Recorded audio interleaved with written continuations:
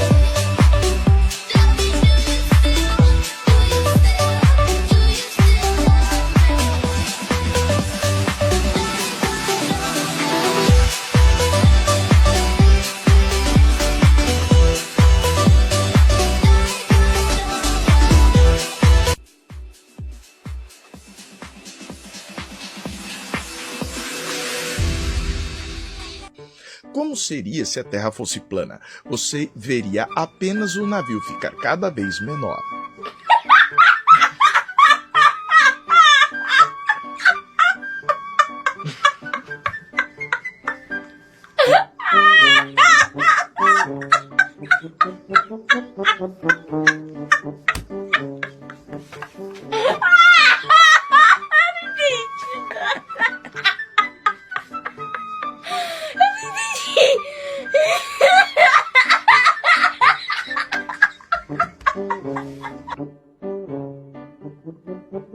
Eratóstenes, 3 anos antes de Cristo, já havia proposto medir num mesmo instante a altura de um mastro em 2 cidades diferentes.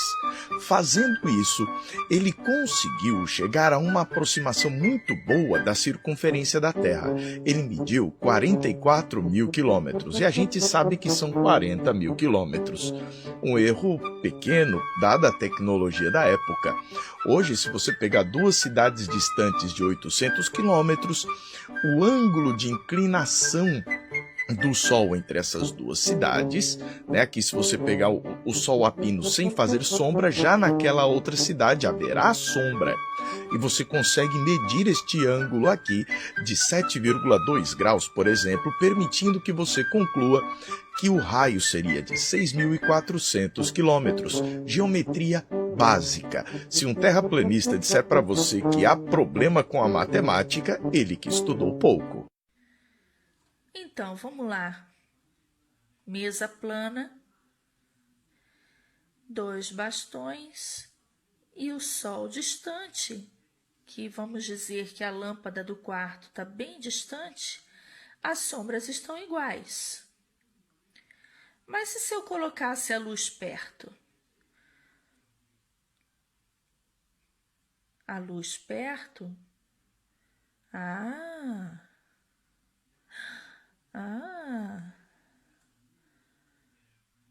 Quanto mais perto, mais diferença das sombras. Oh!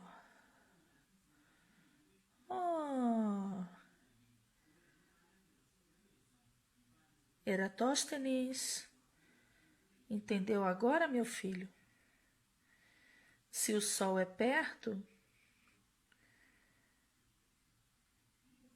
e a Terra é plana, a gente explica.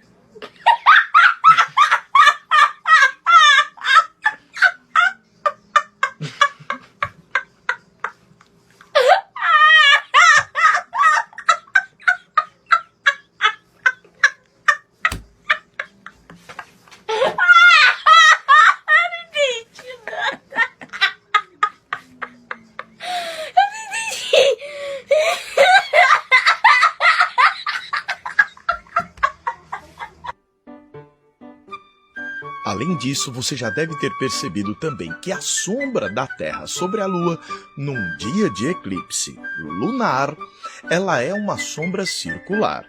Então não existe a possibilidade de a sombra da Terra ser sempre circular nos eclipses da Lua se a Terra for plana.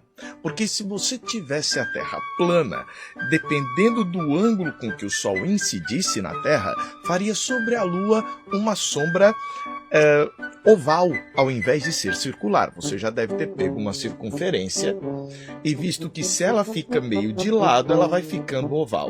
Este é o grande problema. Logo, a Terra é esférica.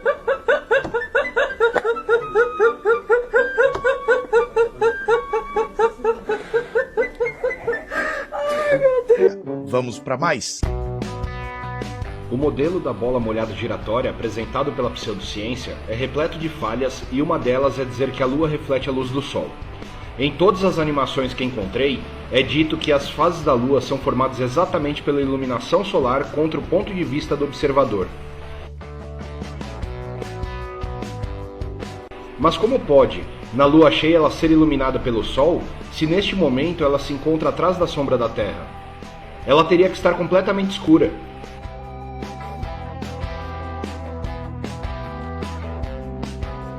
E durante a lua nova, teríamos de observar em algum lugar do mundo um eclipse solar, uma vez que esta fase a lua está obstruindo seus raios.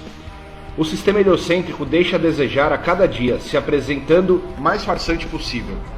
A pseudociência não consegue provar que a sombra negra que cobre a lua durante o eclipse lunar é de fato a sombra da Terra, apenas dizendo que é e ponto final.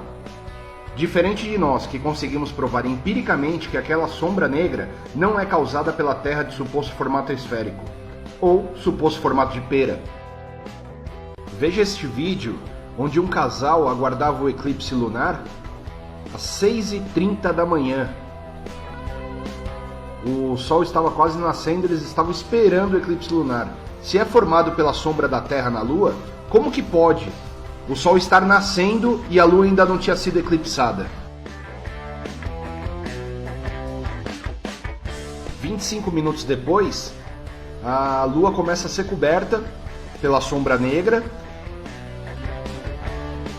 e é evidente que está de dia. Como pode um eclipse lunar acontecer de dia? A sombra negra partindo da parte de cima da Lua e o Sol vindo do horizonte.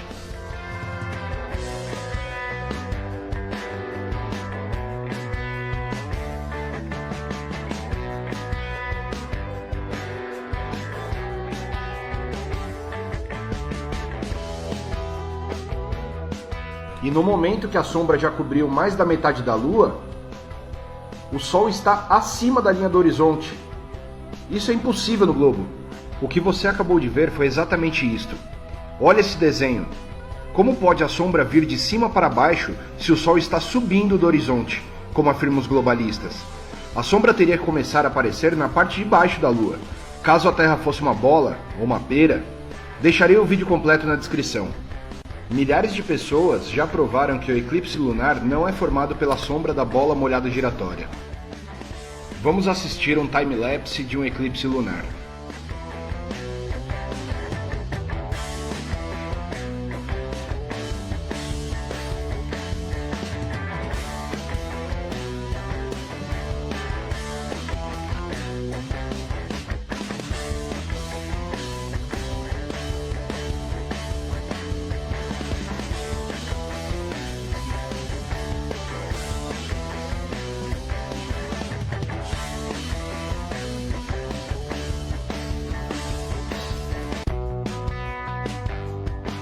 Veja novamente o final do eclipse e note a interferência eletromagnética fazendo a sombra ir e voltar.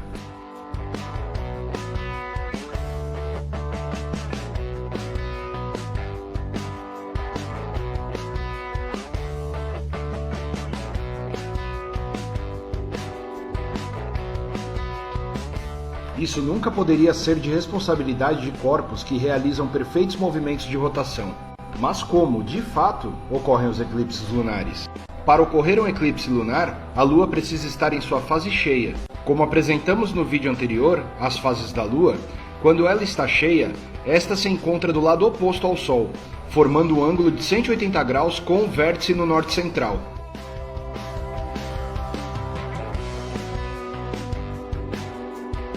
Apresentamos também, no vídeo Sepultando a Gravidade da Lua, que, quando os luminares estão formando um ângulo de 180 graus, os campos magnéticos gerados por eles são intensificados, semelhante a uma bateria que precisa dos dois polos para funcionar.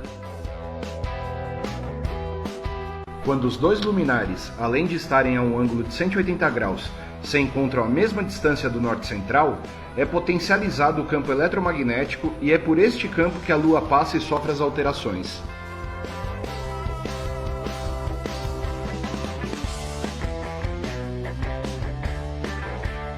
Analisamos também que quando ocorre um eclipse lunar, automaticamente temos uma aurora boreal no centro-norte, desmistificando assim as tempestades solares inventadas pela pseudociência e que na verdade são causadas pela potencialização do campo eletromagnético.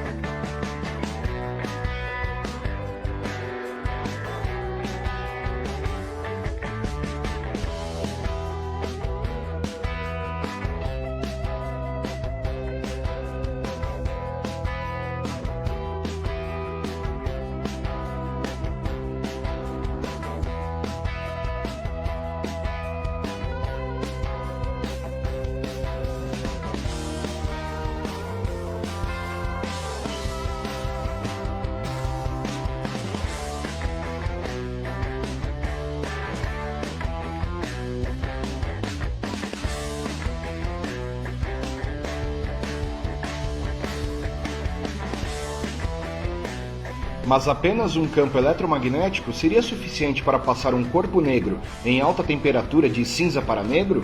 Sim!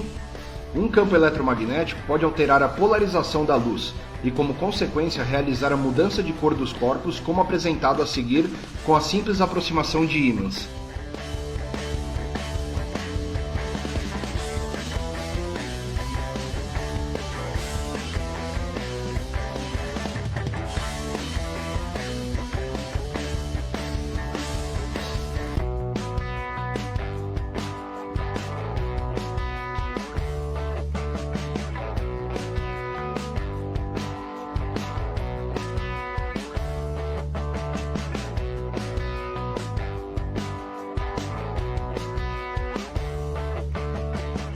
Mas por que no meio do eclipse lunar a Lua passa da cor negra para a cor avermelhada? Segundo o princípio da radiação de corpo negro, corpos mais quentes tendem a emitir luz branca, enquanto que corpos a temperaturas baixas emitem ondas de infravermelho, conforme distribuição no espectro eletromagnético. A Lua emite luz branca, pois se encontra a altíssima temperatura de tanto absorver energia deixada pelo Sol. No momento em que ela passa pelo campo eletromagnético potencializado, sua temperatura diminui para a casa dos 2200 graus Kelvin. E um corpo negro a temperatura de 2200 graus Kelvin passa a transmitir a cor vermelha. Basta aquecer uma barra de ferro a esta temperatura para vermos isso acontecer. Deixarei aqui embaixo na descrição estudo de Harvard provando que o eletromagnetismo altera a polarização da luz, estudo sobre a diminuição de temperatura através de campos eletromagnéticos e o vídeo completo sobre Black Body Radiation. Neste vídeo sobre radiação de corpo negro, o professor apresenta que a coloração não depende do material, do tamanho do material e só depende da temperatura, deixando bem enfática a frase que ciência é o estudo de coisas que podem ser reproduzidas em experimentos. Portanto, corpos negros que emitem luz branca estão obrigatoriamente acima de 3.000 graus Kelvin. E conforme vai abaixando a temperatura, ele vai tendendo a irradiar a luz vermelha. No gráfico ele apresenta que os corpos a temperatura ambiente não sofrem variação na curva.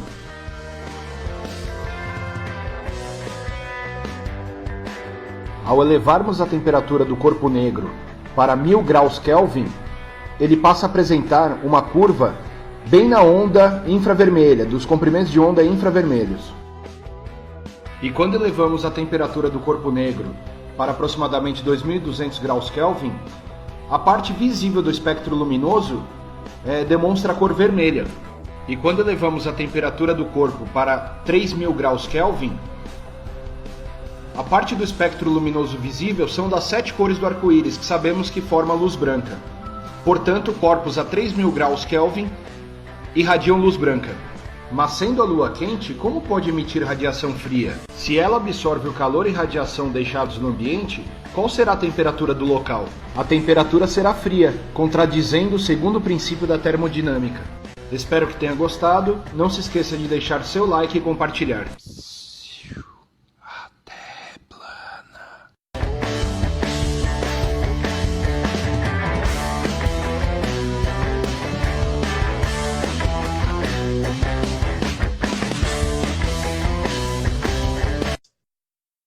Se você estiver viajando de avião e conseguir encostar os seus olhos na janelinha do avião, de tal maneira que você consiga ver 60 graus, contemplar a Terra em 60 graus, numa situação em que o avião esteja a 8.000 metros de altitude, você vai contemplar a olho nu a curvatura da Terra. Não vai não!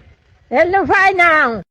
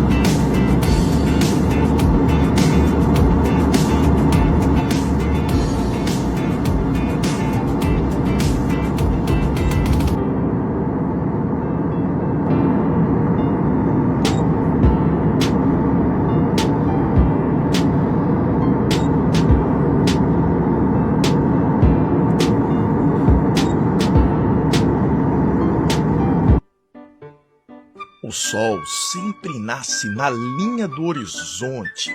Então, só existe uma maneira de você conseguir ter aqui a divisão entre o dia e a noite desta forma. Note que o Sol não nasce já lá em cima, do nada apareceu uma bola lá em cima.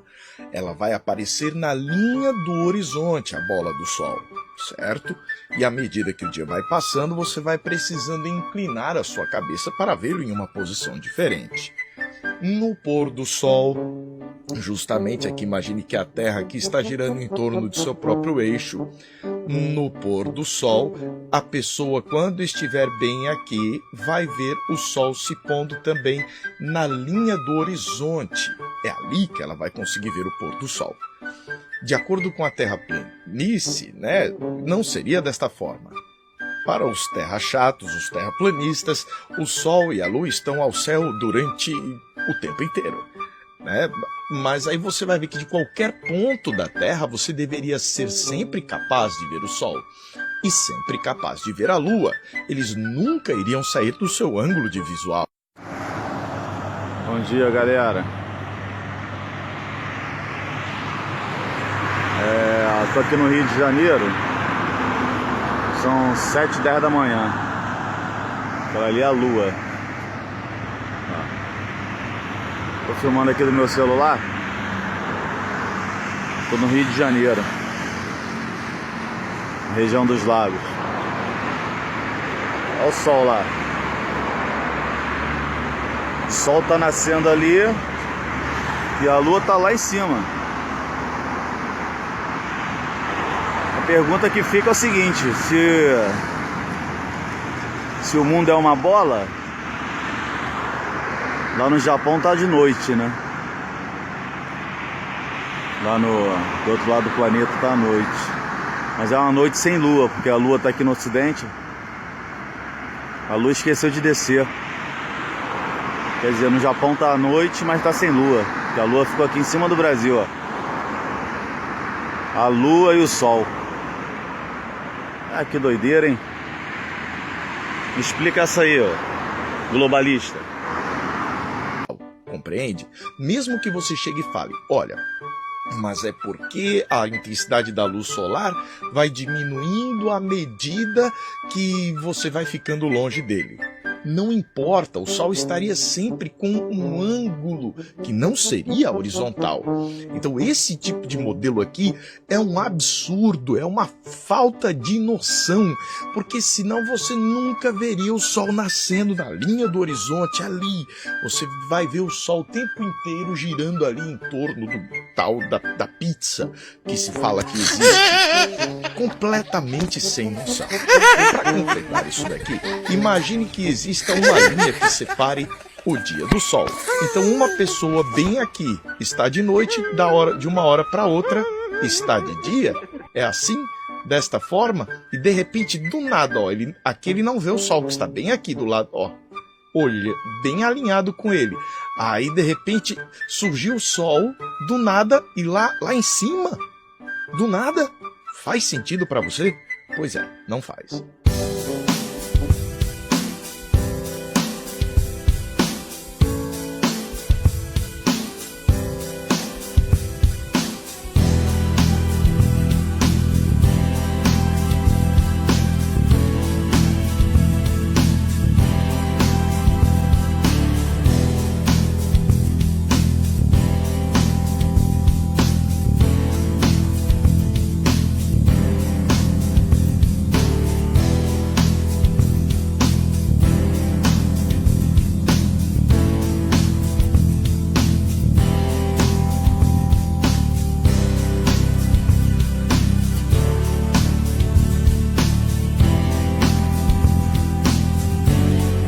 Eu retorno aqui então à nossa tela inicial para mostrar o quão preocupante é isso. Nós da comunidade científica temos a obrigação de continuar na luta pela educação. Este índice de 7% que você está vendo aqui, que se dizem terraplanistas, ele aumenta quando você diminui a escolaridade. E também aumenta principalmente aí quando a gente pega os mais jovens. É aí que vem a preocupação. A gente precisa tomar providências para que este tipo de pseudociência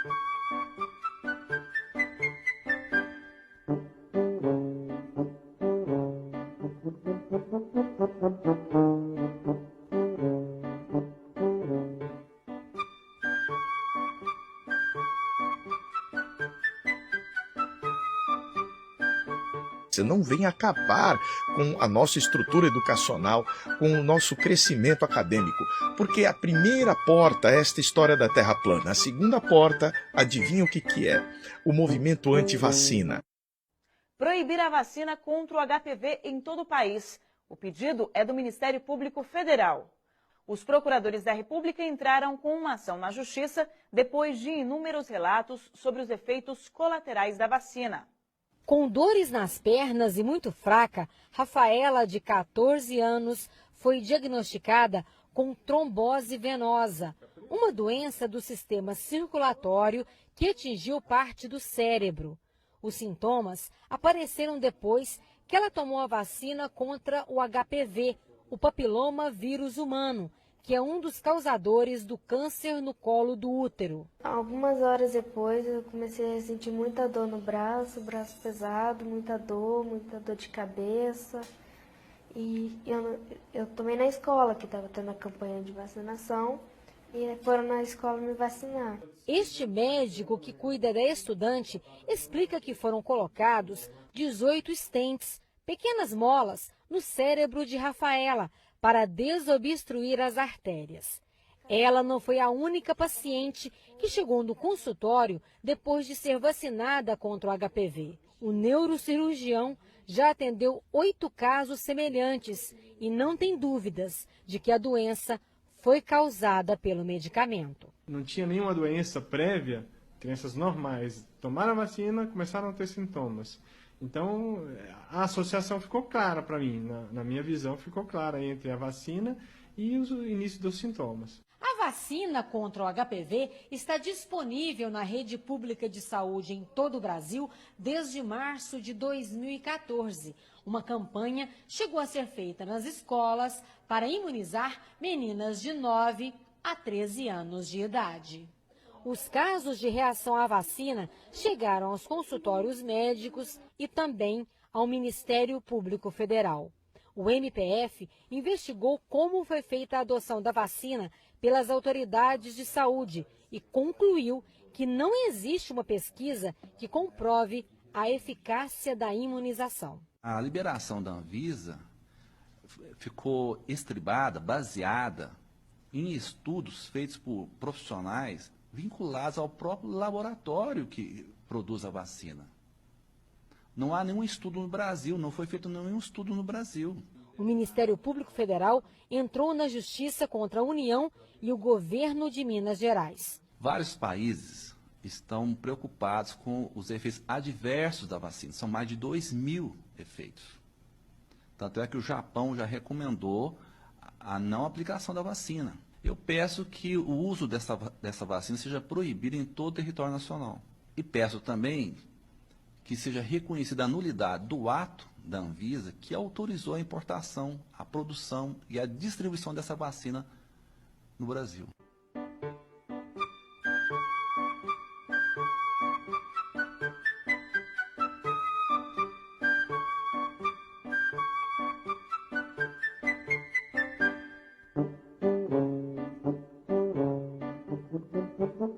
Thank you.